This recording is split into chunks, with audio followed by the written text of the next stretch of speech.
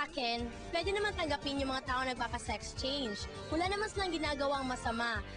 Hanggat wala silang binabagang tao at ginagawa na naman nila ang mga bagay na narapat sa batas ng ating bansa, iyon ay dapat naman natin tanggapin. Isa pa, marami naman sa kanila ang nakakatulong sa ating ekonomiya at huwag natin iyong hadlangan.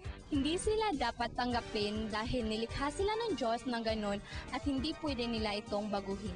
Though clergymen consider them as immoral people because of what they're doing to themselves, I still consider them as people who can be respected for they're still one of the creations of God.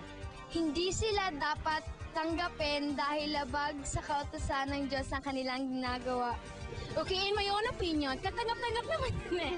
Kasi bawat isa sa atin ay may karapatan nga. Lahat tayo nilalang ng Diyos ng pantay-pantay at minsan sa atin walang karapatan na sabihin sa isang tao or kahit sino man dito na magpa-sex change ka or hindi yan katanggap-tanggap na yung ginagawa mo. Oh my gosh, hindi yan dapat.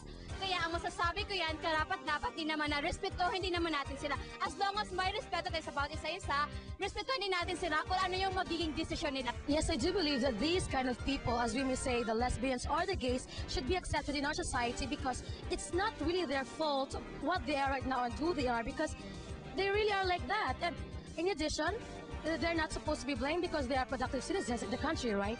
Para sa akin, hindi ako papayag kung magpapalit ng organ ang lalaki kasi pag binigay ng Lord sa inyo ang lalaki, magpakalalaki ka at saka kung babae, magpakababae ka rin. Okay lang kung magpa-sex change kasi it's their own right naman eh.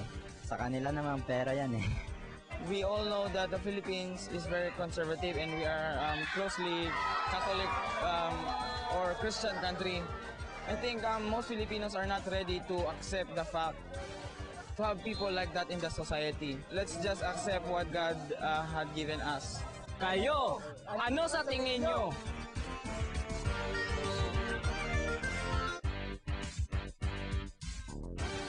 Ang Kabataan Express ay hatid sa inyo ng UNICEF.